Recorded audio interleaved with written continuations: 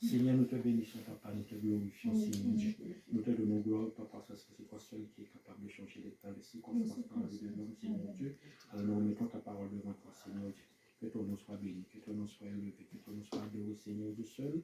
Dans le nom de Jésus. Amen. Que Dieu bénisse chacun de nous. Que la paix et la communion de Dieu soient avec nous. Et qu'il nous restaure, qu'il nous donne la force d'avancer et d'aller progrès en progrès. Oui, sans se décourager. Et c'est pour cela que je t'aime ce matin. Reste en paix sur la grâce de Dieu. Oui, le thème de ce matin, c'est reste en paix sous la grâce de Dieu. Oui. Et c'est pour cela que nous allons trouver la lecture de livre de Lamentation 3. Et le verset qui nous intéresse, c'est le verset 6 qui nous dit il est bon d'attendre en silence le secours de l'Éternel. Notre thème, c'est quoi? Rester en silence. Rester en paix sous la grâce de Dieu. Et là, nous voyons que il est bon d'attendre en silence le secours de l'Éternel. Et bien aimés, oui, mes bien-aimés, nous sommes là aujourd'hui dans la présence de Dieu. Et c'est pour cela, mes bien-aimés, que le Seigneur nous a laissé l'écriture. L'écriture, c'est lui qui nous amène sur le chemin. L'écriture, c'est lui qui nous donne la force, l'énergie.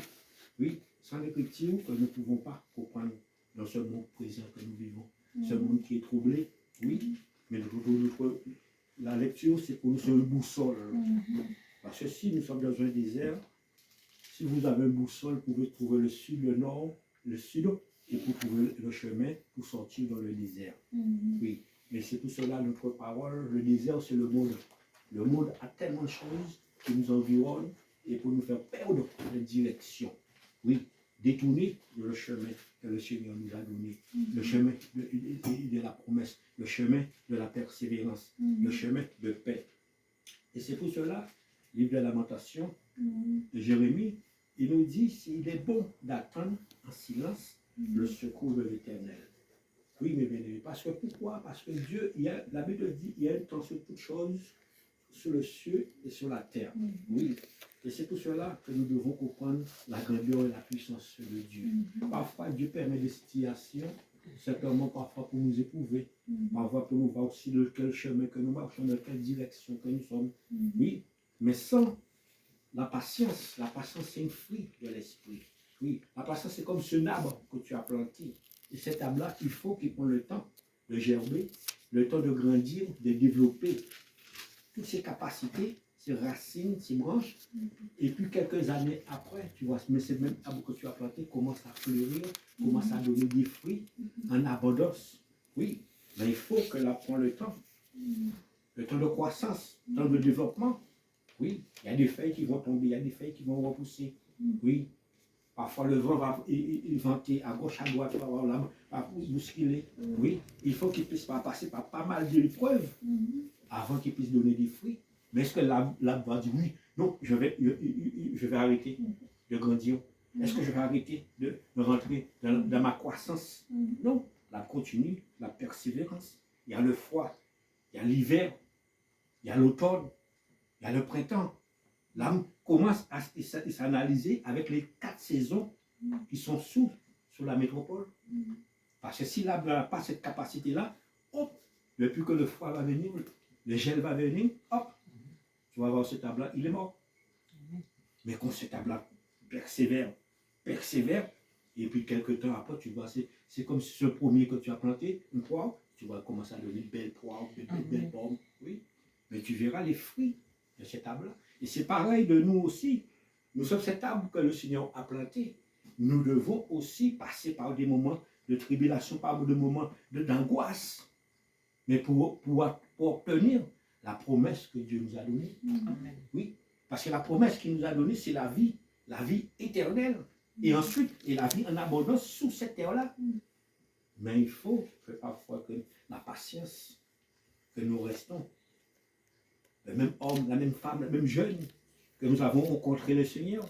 C'est pas parfois de moments difficiles que je veux abandonner, je veux délaisser, oui, je vais être découragé, je vais être ébranlé. Non, dans ce moment-là, je reste à donner Dieu gloire. Oui, quelles que soient les circonstances, je reste à donner Dieu gloire parce que je sais un jour, il viendra. Il viendra. à l'heure qu'il a décidé, le moment qu'il a décidé, c'est le seul qui est capable de restaurer la vie d'un homme, restaurer la vie d'une femme, restaurer la vie d'un jeune. Oui, mais il faut avoir cette capacité-là, oui, de rester en silence, dans la patience, oui. Le contrôle de soi-même pour dire non, je n'abandonne pas. J'ai confiance dans mon Dieu. Je donne l'espérance à mon Dieu. Parce que tout ce qu'il dit, sa main l'accomplit. Oui. Il n'est pas un Dieu pour se repentir. Il n'est pas un moqueur.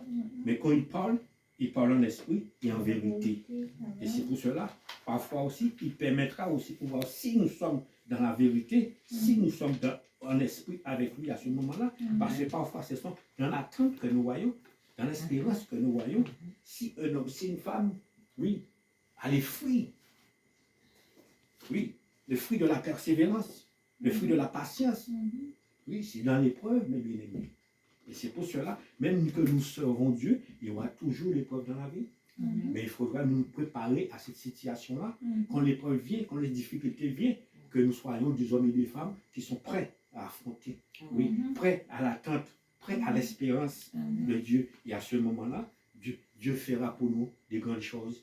Oui, comme là passera l'automne, il passera le printemps. Mais quand l'été viendra, oui, tu vois que cette arbre commence à développer. Là, tu dis, là, je n'ai pas planté cet arbre-là en vain. Je n'ai pas planté cet arbre en vain parce que je savais quel arbre que j'ai planté. Et Dieu sait quel arbre qu'il a planté en nous. Il sait quel homme, quelle femme que nous sommes, mes bien-aimés. Mais il faut tout de suite que nous mettons dans notre tête que nous sommes sur la terre. Et sur la terre des vivants, il y aura toujours des difficultés, il y aura toujours des situations qui viendront, oui, qui viendront à l'improviste pour nous faire réellement si nous sommes cet arbre que Dieu a planté. Si nous avons des bonnes racines qui va toucher le profondeur, oui, oui, dans la sécheresse, oui, parce qu'il y a des arbres, ils n'ont pas assez de racines dans la sécheresse, ils ne peuvent pas aller puiser le source qui est dans la terre, parce que leurs racines sont trop courtes. Et tu vois ces arbres commencent à perdre leurs feuilles, et puis ils périssent. Et tu dois trouver des arbres qui sont de la racine profonde. Oui, plus il fait chaud, plus que la racine descend en profondeur. Plus il fait chaud, plus que la racine descend en profondeur. Et c'est pour cela que Dieu veut que nous soyons des hommes et ces femmes-là. Oui, plus qu'il y a des choses, mais plus que nous restons au pied du Seigneur. Plus que nous cherchons la grâce de Dieu, plus que nous cherchons la compassion de Dieu. Et à ce moment-là, oui, les difficultés, les épreuves, ils diront, non, mais je ne peux pas lutter contre cet homme-là, je ne peux pas lutter contre cette femme-là. Parce qu'ils ont quelque chose de plus fort que moi. Là, ils sont obligés de partir. Oui, mes bien-aimés. Et c'est pour cela que nous devons être forts. Pas la force de l'homme, mais forts en Jésus-Christ. Parce que la Bible dit, celui qui demeure sous l'abri du Tout-Haut repose à l'ombre du Tout-Puissant. Parce que Dieu nous donnera sa force. Oui, parce que nous, chacun, je suis fort, fort, plus que vainqueur, par le sang de Jésus, mon Sauveur. Oui, et c'est là, avec cette force-là, que nous aurons cette victoire-là, mes bien-aimés. Oui, mes bien-aimés, chacun de nous, que Dieu nous prépare. Mais nous passerons chacun de nous d'une manière ou d'une autre dans la vallée. Dans la vallée. Et dans la vallée, il y a pas mal de choses. Il y a des animaux sauvages. Oui. Il y a des arbres plantés. Mais il y a aussi des cactus. Il y a des acacias. Il y a des piquants qui peuvent piquer. Mais il faudrait aussi, dans la vallée aussi, il y a des sources aussi qui coulent de l'eau. Dans la vallée, il y a des arbres fruitiers. Il y a tout dans cette vallée-là. Et c'est tout cela que nous devons nous préparer. Et des hommes et des femmes. Quelles que soient les circonstances, mais je passe. Je vais tout droit. Et j'attends en silence le secours de l'Éternel. Parce qu'il est bon. Le psaume 37, et verset 7, te dit, car le silence devant l'Éternel et espère en lui. Ne terrible pas contre celui qui réussit dans ses voies, contre l'homme qui vient à bout de ses mauvais desseins. Oui, garde silence devant l'Éternel, parce qu'il y a ceux qui réussissent dans leur voie, mais des voies tortuées, des voies qui ne plaisent pas à Dieu. et voir que Dieu n'est jamais passé par là, dans cette direction-là. Mais si nous allons nous hériter contre eux, ah Seigneur, moi je suis toujours à l'église, moi je prie tous les jours, je dis Seigneur, et je ne vois rien, j'abandonne. Non, tu seras perdant. Oui, nous serons perdants. Mais laisse ce gens-là. La Bible dit laisse-le.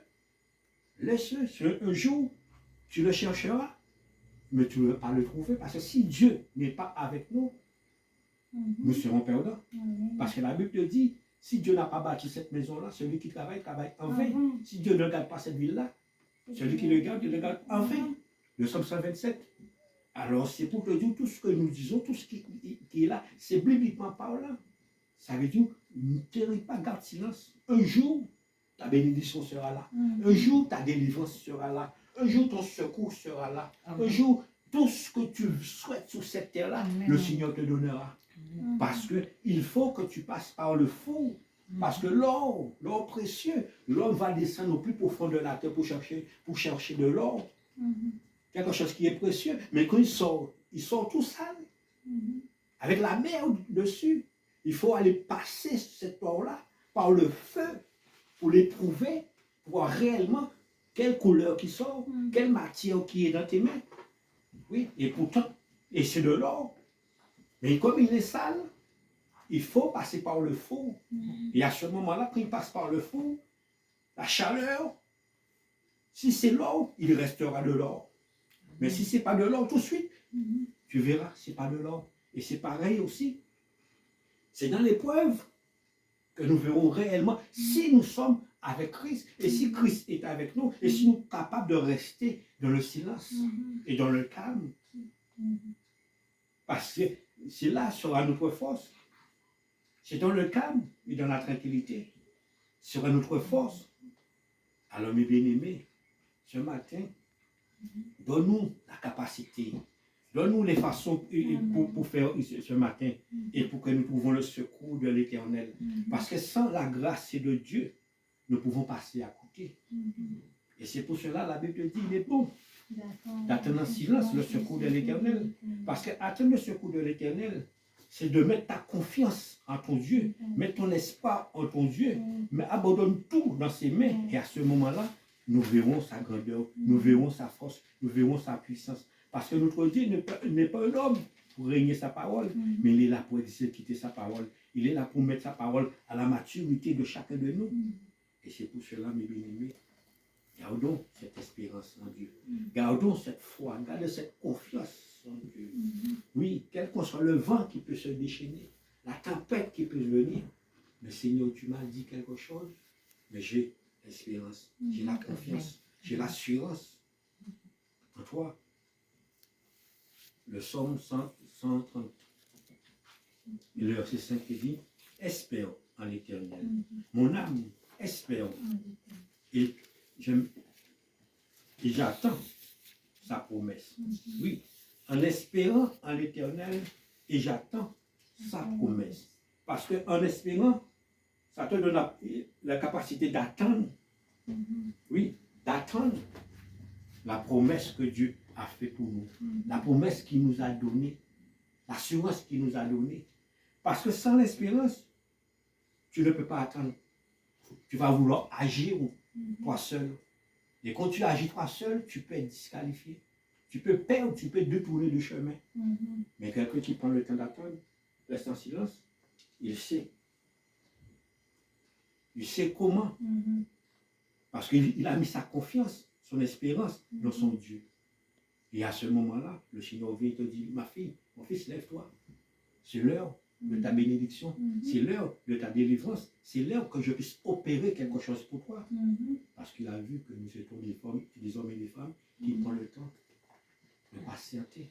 Et nous avons la patience, les fruits de l'esprit. Parce que nous avons tous besoin de ça, mes bien-aimés. Face à les difficultés, il y a des situations parfois qui veulent te pousser à faire le contraire. Qui veulent te faire accélérer, qui veulent te faire aller trop vite. Oui. Mais si nous n'avons pas les capacités d'espérance, mais nous pourrons passer loin d'un côté. Parce que Dieu, tout ce que tu fais, il y a un temps, il y a une heure bien précis qu'il fait. Il fait un bien avant l'heure. Il ne fait rien après l'heure. Oui, il ne fait rien en retard. Et pour cela que nous devons avoir confiance et l'assurance à notre Dieu. Oui, parce que le psaume 33, et le verset 9, il dit, car il dit les choses arrivent. Il ordonne, il existe. Oui, il dit les choses et les choses arrivent. Quand il parle, s'il t'a dit, il te donnera quelque chose. Il t'a dit, il te portera une délivrance sur toi. Il t'a dit, il portera une guérison sur toi. Il a dit, quel que soit ce que tu attends, ce que tu as besoin, mais il fera accomplir. Il fera accomplir sa volonté. Il fera accomplir les desseins qu'il a mis pour toi. Pourquoi? Parce qu'il veille, il ordonne, il veille sur sa parole. Il veut que sa parole puisse réaliser et pour que demain que tu peux dire oui, notre Dieu, oui, m'a parlé. Il m'a dit de prendre patience.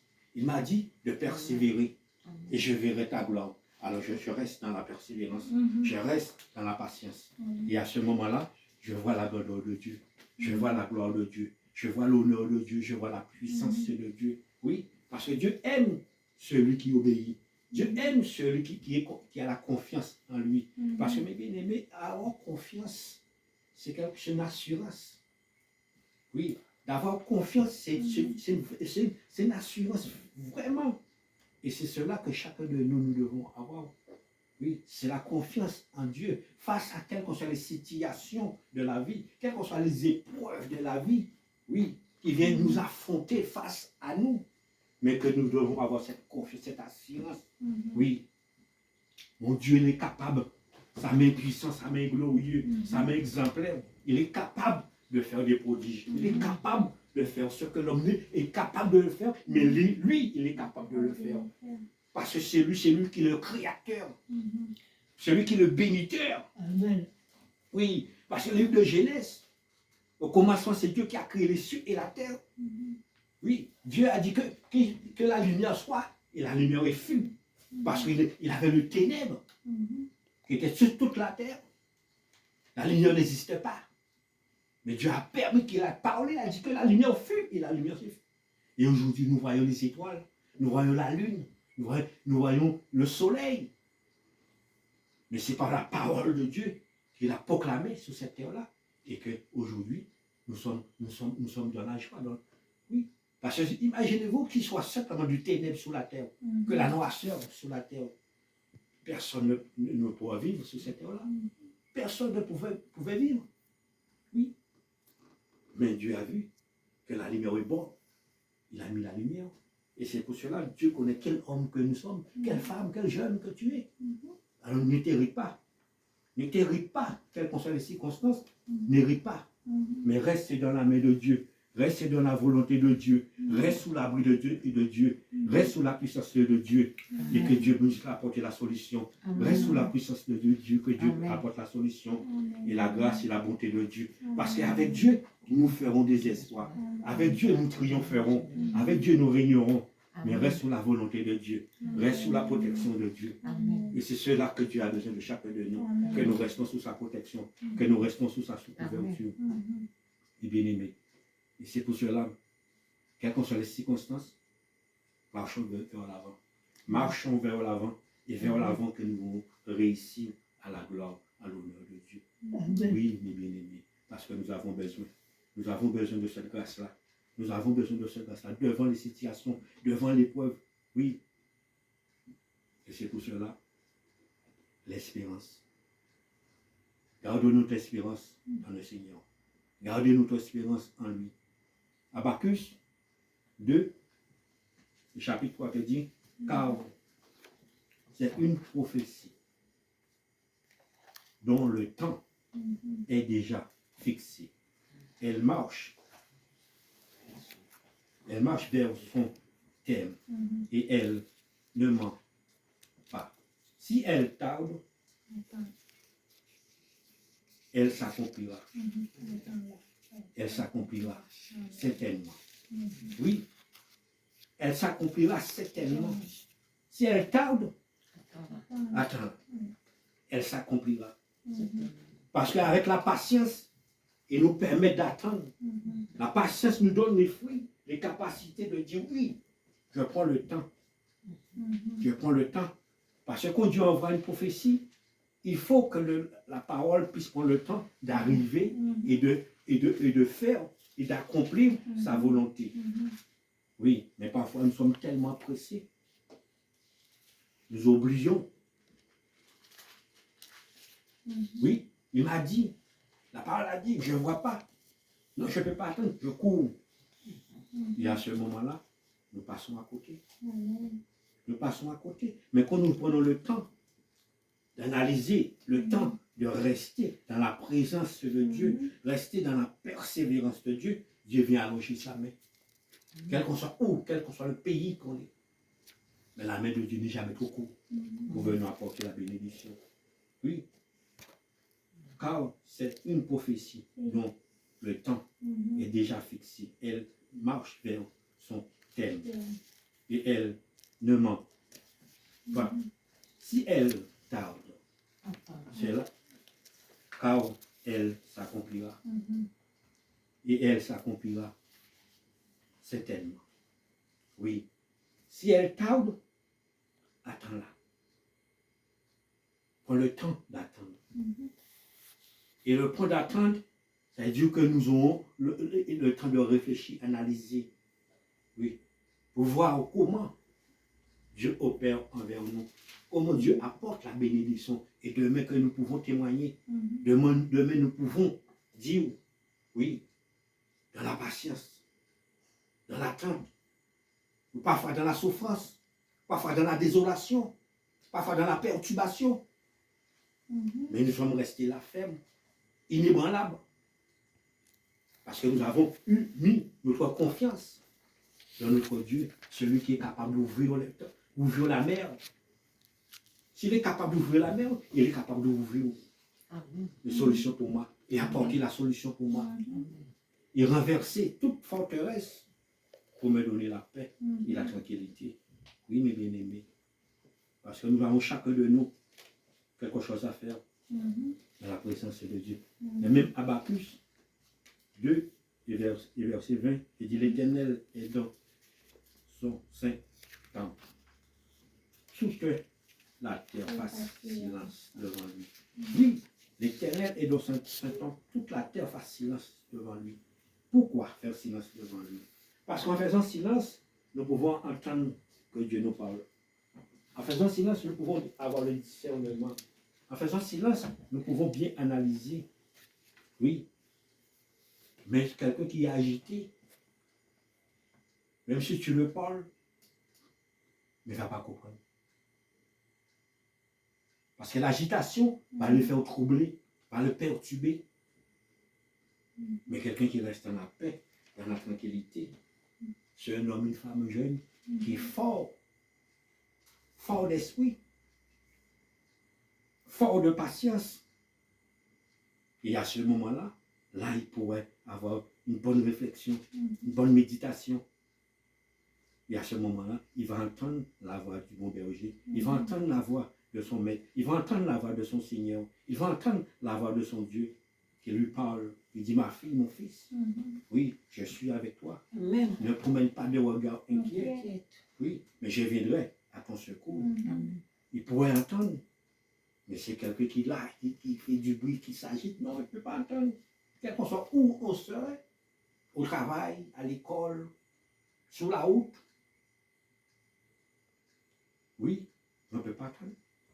Imaginez-vous, peut-être, quelqu'un il y a des gens qui sont dans leur maison, mais dans leur maison, ils jouent de la musique tellement fort qu'ils dérangent les voisins et voisines.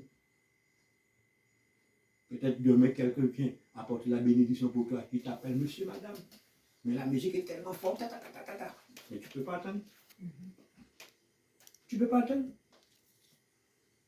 Et peut-être demain, après, tu vas aller faire un problème avec ces personnes-là. Ah, je t'avais donné quelque chose, juste à 10 demain, tu vas. Mais tu dis, monsieur, mais je suis venu acheter à quelle heure?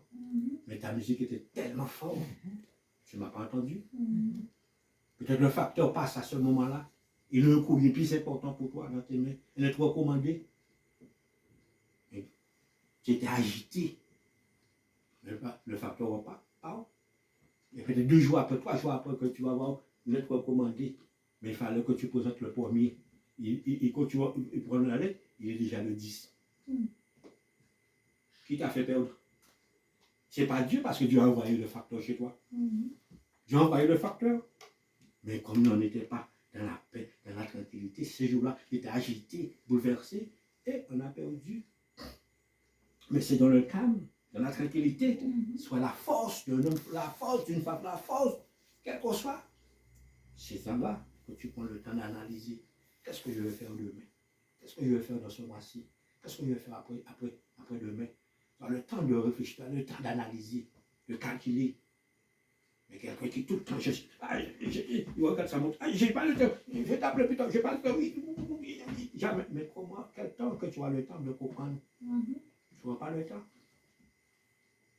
Et c'est pour cela, mes bien-aimés, restons silencieux devant Dieu. Laisse Dieu prendre contrôle. Et quand c'est Dieu qui prend contrôle, quelle que soit la situation dans la vie, nous allons toucher le psaume 33, le verset 9 qui dit, il dit les choses et les choses arrivent à ce moment-là. Nous allons voir les choses arriver.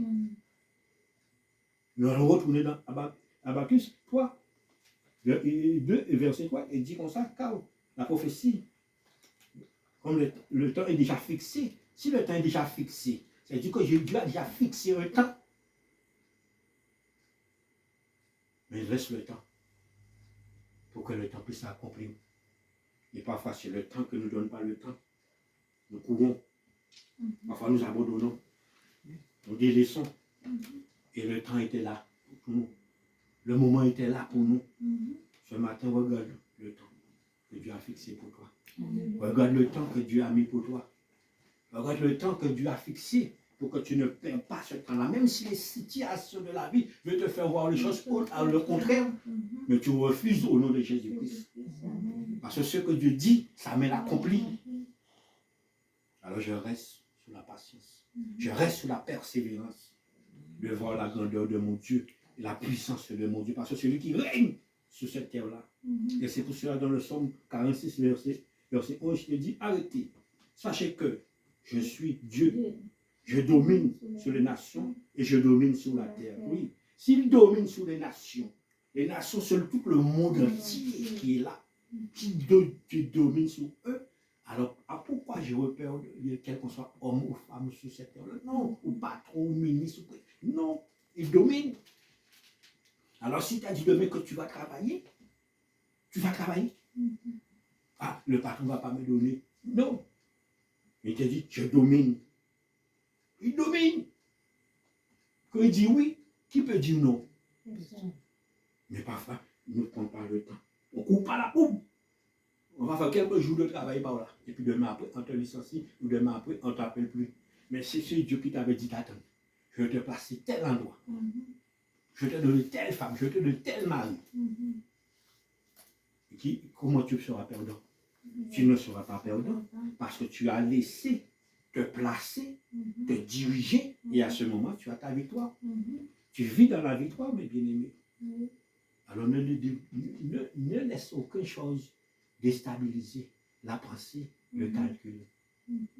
Parce que parfois, nous pouvons être déstabilisés. Parce que nous n'avons pas l'assurance de ce que Dieu fait pour nous. Mais quand nous avons l'assurance, Dieu m'a dit, oui, je vais te placer là. Je vais te donner telle chose. Même si l'ouragan vient me frapper. Ah, tu ne vas pas réussir, tu ne vas pas faire. Je laisse parler.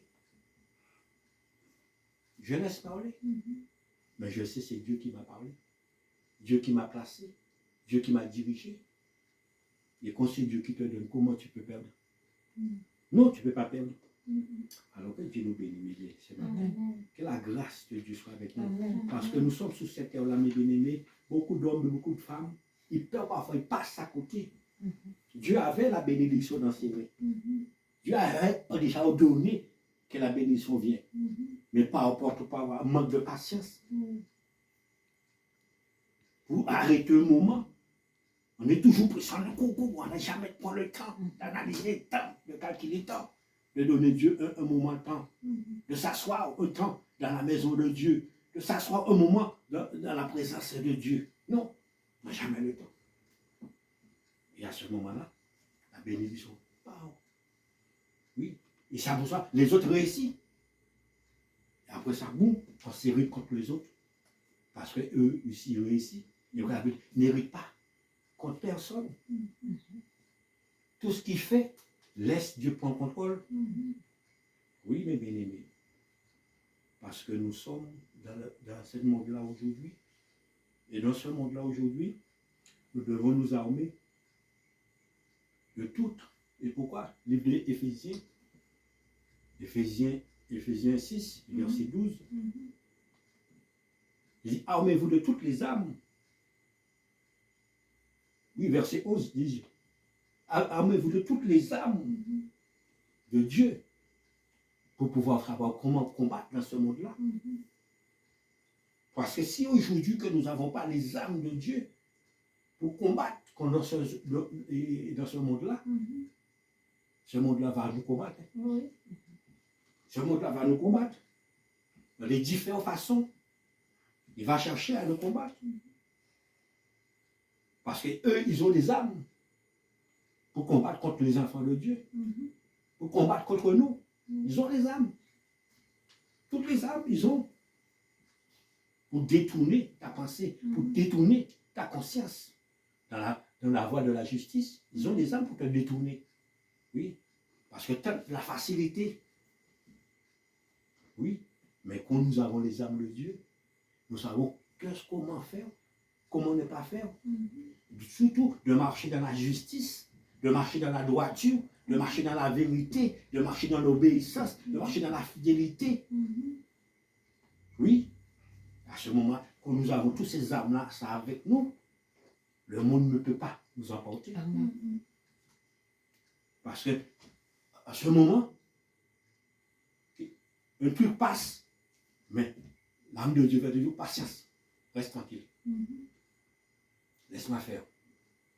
À ce moment-là, tu obéis, tu mets cette âme de patience, hop,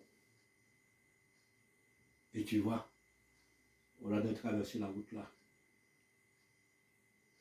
Pendant que tu as attendu peu, tu vois une voiture passer, fion, il a été écrasé une autre voiture. Mais pourquoi? Si. Mais Dieu t'a freiné, mais il a permis que la voiture crase à ta place. Mais tu n'aurais pas pris par patience. Oh, tu traverses, oh, c'est toi qui repassais sur cette voiture-là. Et puis Dieu dit, ah, Dieu est là, Dieu n'a rien fait pour moi. Mais il t'avait dit patience. Mais nous n'avons pas pris patience.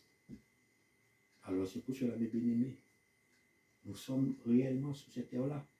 Exode 14, et le verset 13 nous dit, Moïse répondit au peuple, ne craignez rien, restez en place. Oui, ne craignez rien, restez en place. Regardez la délivrance que l'Éternel va vous accorder en ce jour, car les Égyptiens que vous voyez aujourd'hui, vous ne le verrez plus jamais. Premièrement, Moïse parlait, il dit, restez en place. Oui, parce qu'il y a des conditions pour que Dieu puisse rentrer avec nous. Il y a des conditions pour que Dieu puisse rentrer dans un combat. Il y a des conditions pour que Dieu puisse rentrer dans un dossier. Il y a des conditions pour que Dieu puisse rentrer dans un foyer. Il y a des conditions pour que Dieu puisse rentrer partout dans la vie. Mais restez en place. Mais si nous ne sommes pas en place, nous agitons, nous ne sommes pas, nous faisons n'importe quoi. Mais comment Dieu peut rentrer où il y a le désordre? Comment Dieu peut rentrer de deux côtés qu'il y a des bordels, qu'il n'y a pas d'ordre? Je ne peux pas rentrer. Et c'est pour cela qu'il a dit au peuple, arrêtez, restez en place. Il a dit à Moïse au peuple, restez en place. Arrêtez. C'est moi qui vous a fait sortir du pays d'Égypte. J'étais esclave pendant 430 ans. Mais aujourd'hui, je vous ai amené à un endroit, restez en place. Et c'est pour cela, retournons. Livre de Lamentation,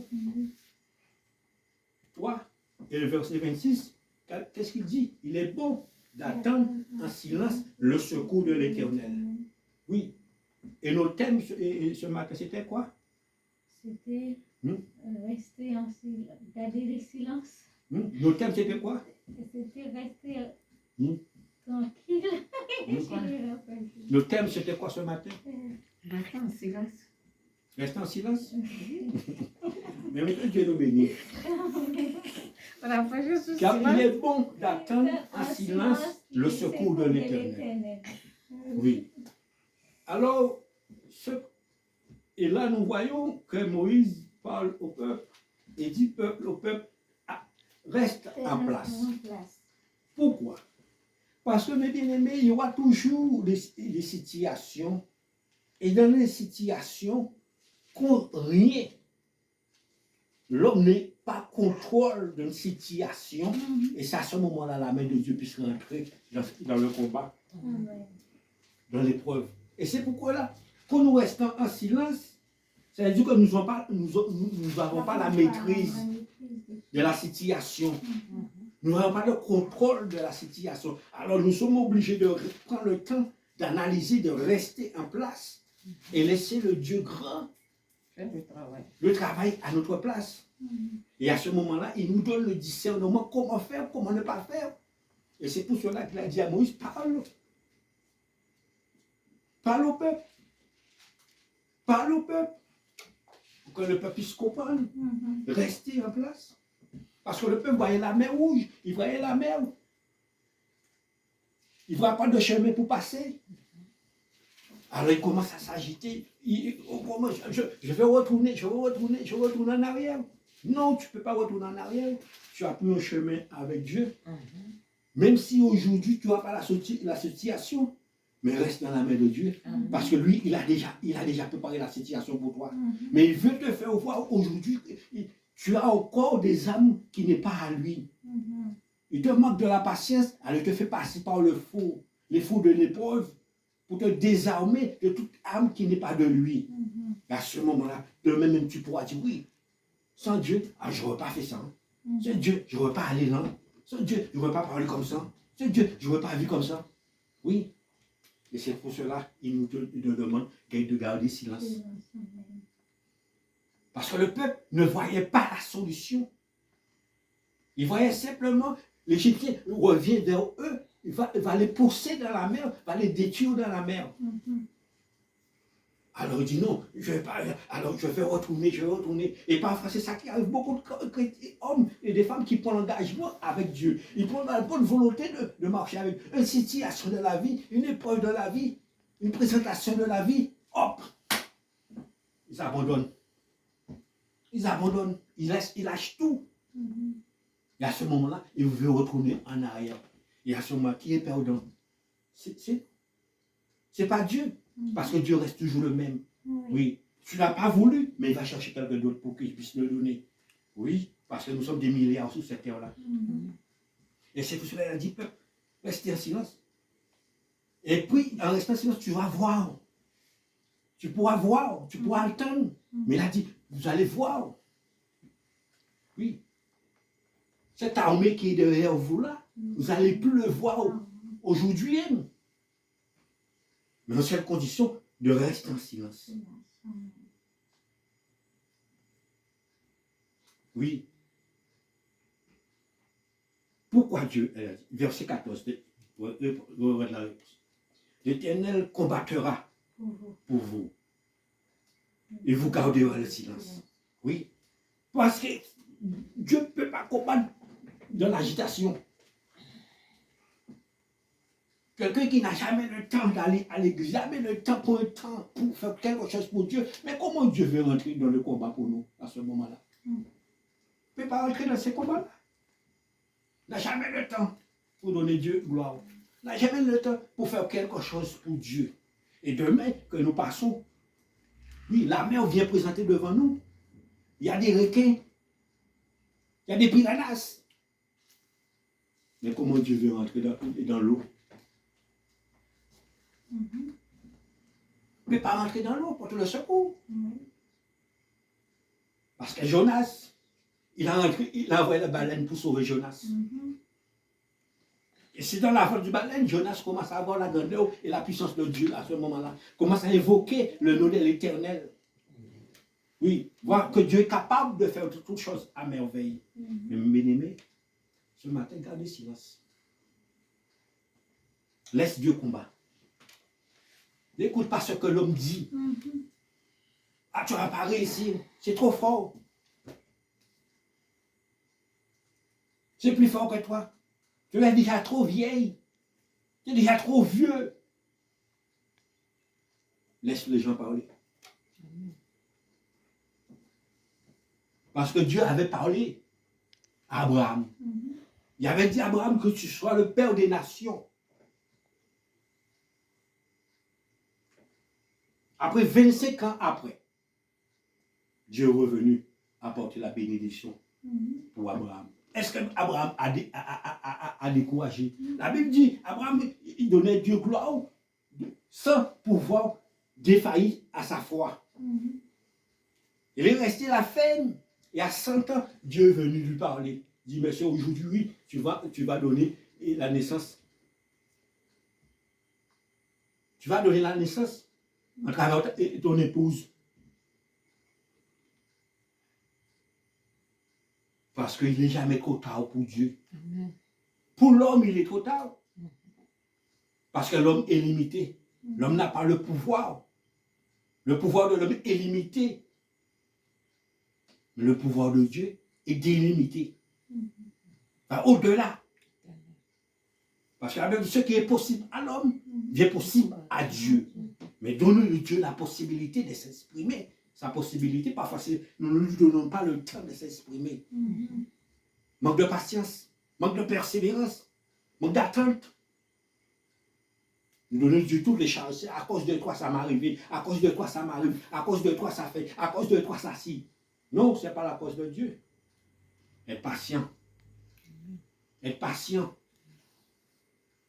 Je connais des femmes. On était ensemble. Prier ensemble. Oui, des années étaient passées. Et le temps, l'heure qu'ils n'attendaient pas, à 54 ans, mariage est tombé.